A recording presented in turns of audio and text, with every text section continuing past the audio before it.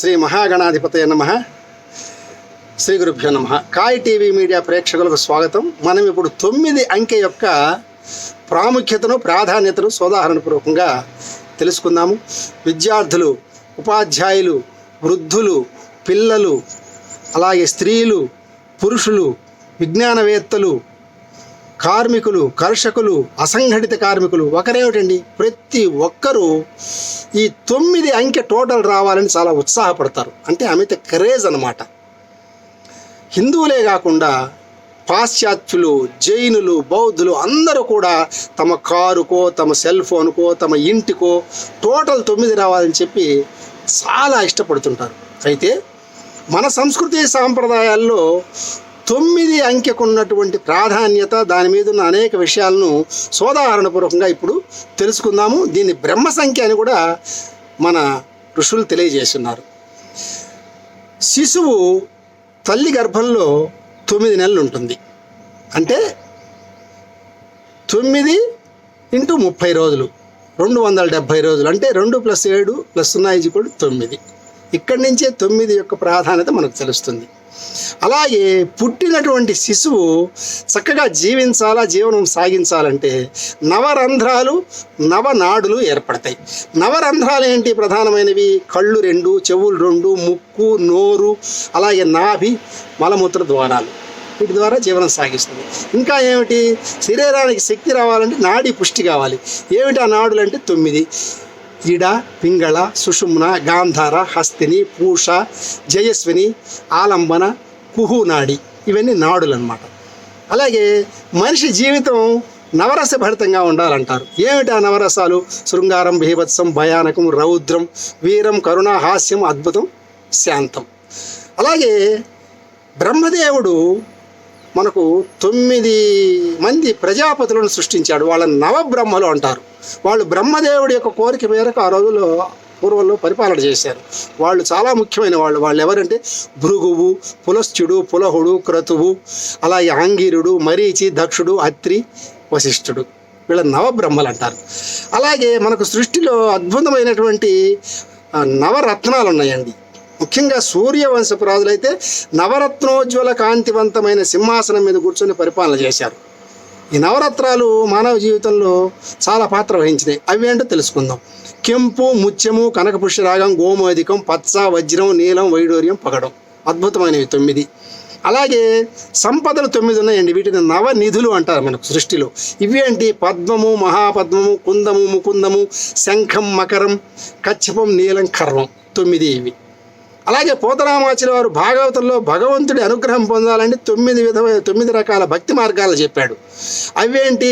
శ్రవణం, కీర్తనం, స్మరణం, పాదసేవనం, అర్చనం, వందనం, దాస్యం, సఖ్యం, ఆత్మనివేదనం. వీటి ద్వారా భగవంతుడు మనకు ప్రత్యక్షమై అనుగ్రహిస్తాడట. అలాగే మనం పంచాంగం ప్రకారం, జ్యోతిష్ శాస్త్రం ప్రకారం తారాబలం చూస్తామండి. తిథివార నక్షత్ర యోగకరణాల్లో తారాబలం చూసి లగ్నం పెట్టుకుంటాం. ముహూర్తం ఏది? పెళ్ళిళ్ళకి కానీ, గృహప్రవేశాలకు కానీ, ముఖ్యమైన కార్యక్రమాలకి లగ్నం పెట్టుకుంటాం కదా, ముహూర్తం. వాటిల్లో తారాబలం చూస్తారు. అవి ఏంటి? 9 తారలు ప్రధానమైనవి.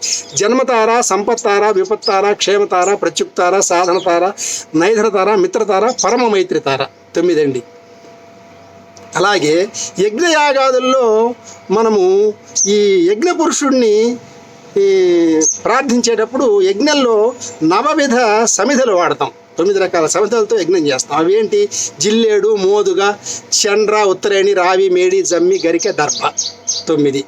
అలాగే మనిషికి నవధర్మాలు చెప్పారండి మన శాస్త్రాలు. అవి ఏంటి? పుణ్యము, న్యాయము, సౌమ్యము, అహింస, స్వాభావికము, ఆచారము, యజ్ఞము, వేదోక్తం, ఉపనిషత్తు. ఇవి ధర్మాలు అన్నమాట. అలాగే మనకు చైత్రమాసం మొదలుకొని పాల్గొన మాసం వరకు వసంత నవరాత్రులు వస్తాయండి. ముందు చైత్రమాసంలో అక్కడ 9 రోజులు పూజలు చేసుకొని నవమి రోజు 9వ రోజున శ్రీరాముడికి సీతారామ కళ్యాణం చేసుకుంటాం. అలాగే భాద్రపద మాసంలో వినాయకుడికి 9 రోజులు నవరాత్రులుగా పూజలు చేసుకుంటాం. అతి ముఖ్యంగా ఆశ్వీజ మాసంలో దుర్గా అమ్మవారికి 9 రూపాయలుగా ఏర్పాటు చేసుకొని 9 అలంకారాలు చేసి అమ్మవారి అనుగ్రహానికి పాత్రలు అవుతాం. చాలా ముఖ్యమైనవి 9 అవి అమ్మవారి అవతారాలు. ఏంటవి? శైలపుత్రి, బ్రహ్మచారిణి, చంద్రగంట, కూష్మాండ, స్కందమాత, కాత్యాయని, కాళరాత్రి, మహాగౌరి, సిద్ధిదాత్రి. అలాగే మనకు మన మానవుడి మీద ప్రభావం చూపించేటటువంటి నవగ్రహాలు ఉన్నాయి. నవగ్రహాలకు మనం దోష నివారణార్థం దానాలు చేయాలి. నవధాన్యాలు కూడా ఉన్నాయి. ఇవి ఏంటో తెలుసుకుందాం. నవగ్రహాలు ఏంటి? ఆదిత్యాయ సోమాయ మంగళాయ బుధాయ చ గురు శుక్ర శని భేష రాహవే కేతవే నమః 9.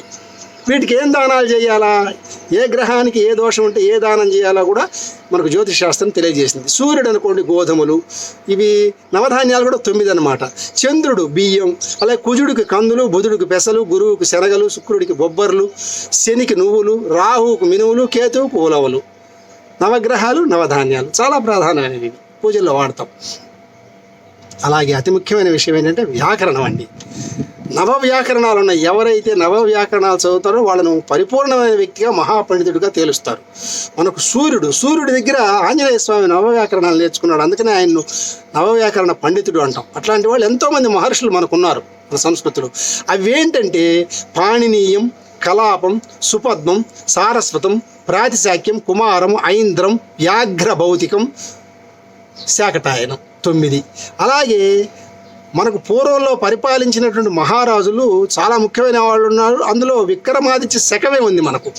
విక్రమాదిత్య మహారాజు ఆస్థానంలో 9 మంది పండితులు ఉండేవాళ్ళు, గొప్ప కవులు వాళ్ళు. వాళ్ళను నవరత్నాలుగా కీర్తించాడు. వాళ్ళు ఎవరు అంటే వరాహమిహిరుడు, కాళిదాసు, వరరుచి, ధన్వంతరి, అమరసింహుడు, క్షపణకుడు, శంఖభట్టు, వేతాళభట్టు, ఘటకర్పరుడు. అమోఘమైన గ్రంథాలు రాశారు. చాలా విషయాలు తెలుస్తాయి మనకు.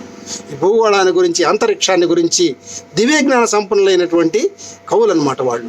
అలాగే మనకు మన తెలుగు రాష్ట్రాల్లోకి వచ్చేటప్పటికీ మనం ఎక్కువగా ఆంజనేయ స్వామిని, నరసింహస్వామిని పూజించుకుంటామండి. నరసింహస్వామిని పూజించుకుంటే ఆరోగ్యం కుదుటపడుతుందని అందరికీ నమ్మకం. అందుకని నవనారసింహ క్షేత్రాలు తిరుగుతాం. అతి ప్రధానమైన 9 నవనారసింహ క్షేత్రాలు ఉన్నాయి. అవేందుకు చూద్దాం. అహోబిలము, యాదాద్రి, మాల్యాద్రి, సింహాద్రి, వేదాద్రి, అంతర్వేది, ధర్మపురి, మంగళగిరి, పెంచలకోన. చూసారా?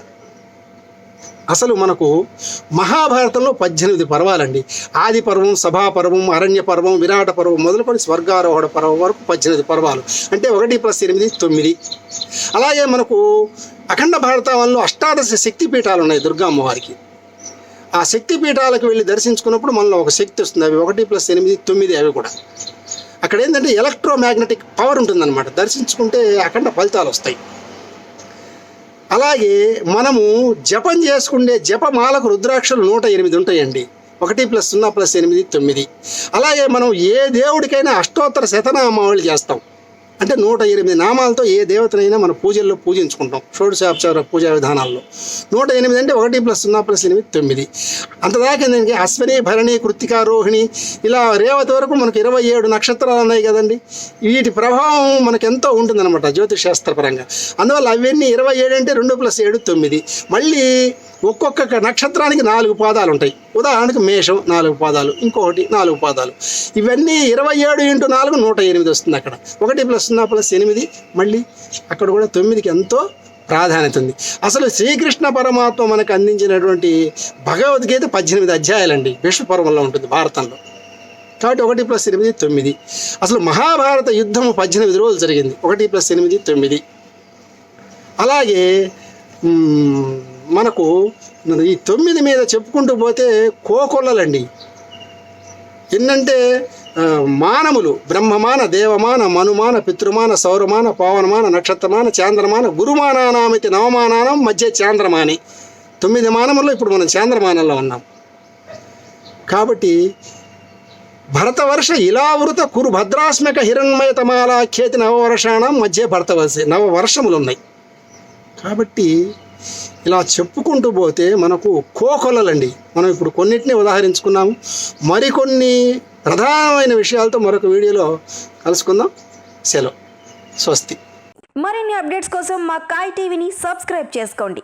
మా వీడియో కనుక మీకు నచ్చినట్లయితే లైక్ చేయండి, షేర్ చేయండి. మీ విలువైన అభిప్రాయాలను కామెంట్ బాక్స్లో తెలియజేయండి.